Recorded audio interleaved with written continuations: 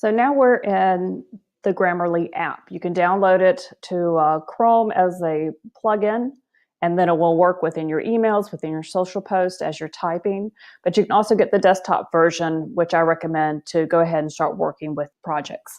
So this is the exact same copy we had loaded in on the free version. And you can see it's already pointing out some of the things that we fixed before. But we no longer have the scoreboard on the side or the advanced issue outpost over on the side of the screen. We now have just almost like the inline edits you would see in a Word doc. And you just come over and you can click to accept the changes. And you also have the ability to come back and undo.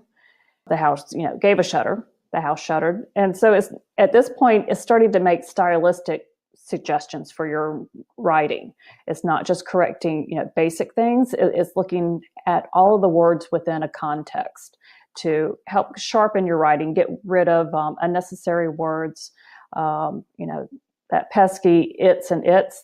It'll get your commas in the right place. It's already here, remembering that he should be thee. And it's just going through. And now it's starting to find repetitive words. And it'll actually give you suggestions on how to fix that.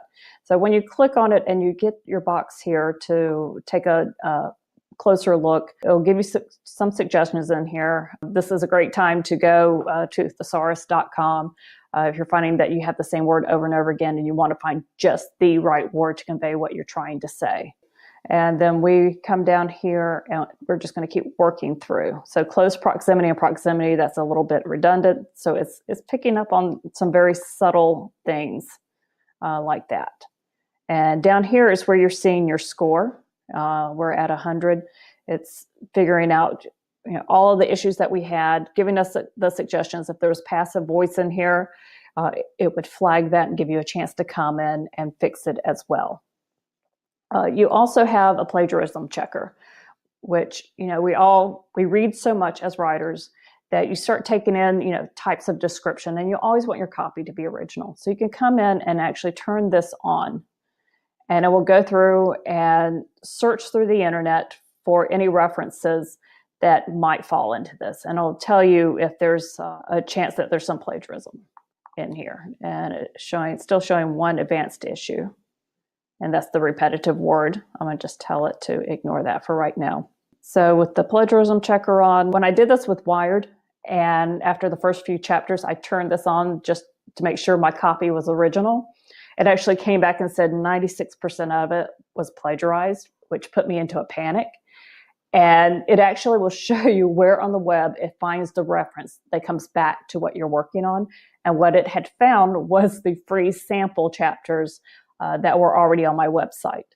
So it was really good in that. And another section of the book that I was working on, it found just a little bit of line of description that was also found in several other books. So that gave me a chance to go and revise it and give it a very nice, fresh voice and make it original. It gives you the chance to export. You're saving, you're getting vocabulary enhancements. You can actually send it to a live proofreader. So there are a lot of perks to having the paid version. Just having all the nuances pointed out for you will make your writing stronger. Being forced to fix your passive voice so that you're keeping the reader immediately in the story and on the page, because you don't realize how much that can sneak into your story.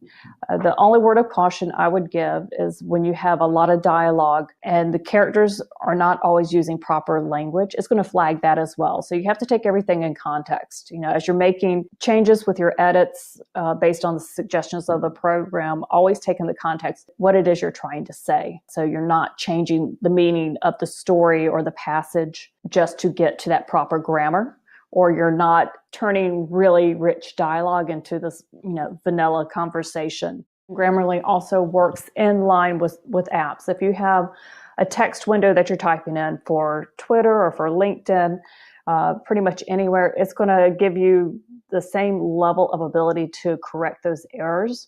And I can tell it's active because I have the Grammarly logo down here. Same thing here with Twitter. You can see I have the Grammarly logo down here letting me know that it's active, and it's going to give me help as I type. Grammarly, which doesn't like to be spelled with an E. It'll point out all kinds of subtleties in words. It understands the difference between the hashtags that you're putting in there and won't flag them as being incorrect the way a regular spell checker would. So, it works in line very nicely.